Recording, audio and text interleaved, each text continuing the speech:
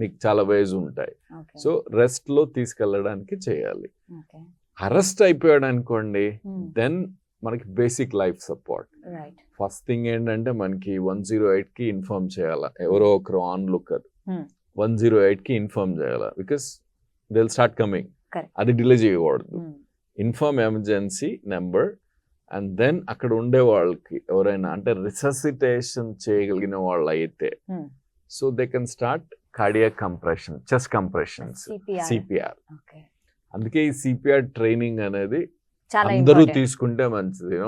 Every ఫ్యామిలీలో at least 1% CPR training నేర్చుకోవడం అనేది బెటర్. ఎగ్జాక్ట్లీ మీరు చెప్పిన దాని ప్రకారం ప్రతి ఫ్యామిలీలో సిపిఆర్ నేర్చుకోవడం వల్ల వాళ్ళ ఫ్యామిలీ మెంబర్సే కాదు, వాళ్ళ ఫ్రెండ్సే కాదు, చుట్టుపక్కల ఎవరైనా వాళ్ళ ప్రాణాలని మాత్రం కాపాడగలిగే వాళ్ళు అవుతారు. సో నిజంగా చాలా చాలా ఇంపార్టెంట్. అండ్ గవర్నమెంట్ కూడా దీని మీద కొంచెం ముందు స్టెప్ తీసుకోవాలి. I think it should go into schooling. School నుంచే మీకు somewhere I think 5th class 6th class అక్కడ నుంచి you have to start training all the kids for CPR. So అప్పుడే I think we can save lot of lives by doing that. అంతే కదా. Okay sir, ఇప్పుడు మనం cholesterol గురించి మాట్లాడుకున్నాం కదా. కొలెస్ట్రాల్ అలా అవ్వకూడదు అంటే, ఆ క్లాట్స్ రాకూడదు అంటే ఏమైనా అలా ఆహార పదార్థాలు ఉన్నాయా? ఇప్పుడు కొలెస్ట్రాల్, ఇప్పుడు బాడీ కొలెస్ట్రాల్ లెవెల్కి డైట్ కొలెస్ట్రాల్ లెవెల్కి అంటే ఇప్పుడు ఈ కాన్సెప్ట్ అనేది చేంజ్ అవుతూ వచ్చింది. అంటే మన body cholesterol levels or blood cholesterol levels మనం తీసుకునే ఫుడ్ కొలెస్ట్రాల్ లెవెల్ మీద డిపెండ్ అయి ఉంటుందా అవుదా అనేది. So that concept was changing actually. Originally మీకు ఈ ఆయిల్స్ అన్ని ప్రమోట్ చేసినప్పుడు sunflower, refined oils, the concept is you reduce intake of bad cholesterol, right, so that your blood cholesterol level is low ani. But unfortunately, I mean, later research didn't show any relation between your blood cholesterol to what you are taking. So that's the whole problem. Exactly. That's where we are stuck.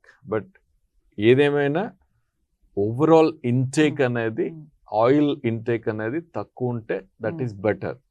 Broadly that is studied. Oil intake ante less than 1 kg per month per person. Okay, so that is a good oil intake. Okay, yeah, and you can also reduce it to 0.5 if you want to go more strictly. So at least less than 1 kg per person per month is a good target. Okay, ante overall ga oil intake takku pettukunte obviously it is it to some extent మన cholesterol లెవెల్స్ని వీటన్నింటిని తగ్గిస్తుంది, moderate చేస్తుంది. Okay, అంత సిగ్నిఫికెంట్గా తగ్గించకపోయినా at least moderation అనేది ఉంటుంది. But ఆ cholesterol levels అనేది ఎక్కువ ఉన్నాయనుకోండి, అంటే దెర్ ఆర్ సమ్ నెంబర్స్, అంటే absolute let's say LDL cholesterol if it is more than 190 అలా ఉంటే we start medication. For example అంటే ఎవరైనా ఇంకా నీకు డిసీజ్ ఉన్నా లేకపోయినా it is better to start medicine and reduce cholesterol.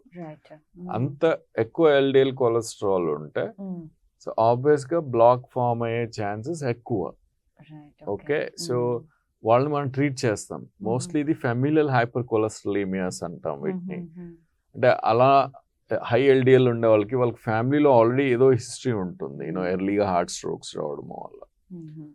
ఇంకొన్ని అంటే మల్టిపుల్ పారామీటర్స్ తీసాం మనం ఇందాక చెప్పుకున్నాం కదా, అంటే ఈ బ్లాకేజెస్ ఫామ్ అవడానికి బీపీ, షుగర్ అన్నీ ఇంపార్టెంట్ అని, స్మోకింగ్. సో ఇవన్నీ తీసుకొని బీపీ, షుగర్ అండ్ పేషెంట్ స్మోకరా లేదా ఏజ్ ప్లస్ కొలెస్ట్రాల్ లెవెల్స్ అన్నీ తీసుకొని we calculate some scoring, rough scoring. Okay, ఆ స్కోర్ని బట్టి అంటే డిఫరెంట్ స్కోర్స్ ఉంటాయి. ఏఎస్సివిడి అనేది కామన్గా ఒక స్కోరింగ్ సిస్టమ్ అది.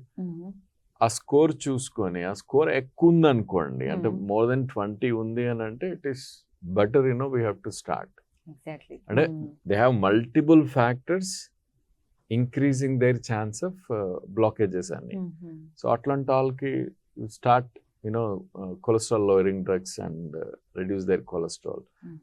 Cholesterol lowering drugs and reduction of LDL cholesterol అంటే ఓవర్ అ పీరియడ్ మనకి కన్సిస్టెంట్గా ఇట్ షోడ్ రిజల్ట్స్.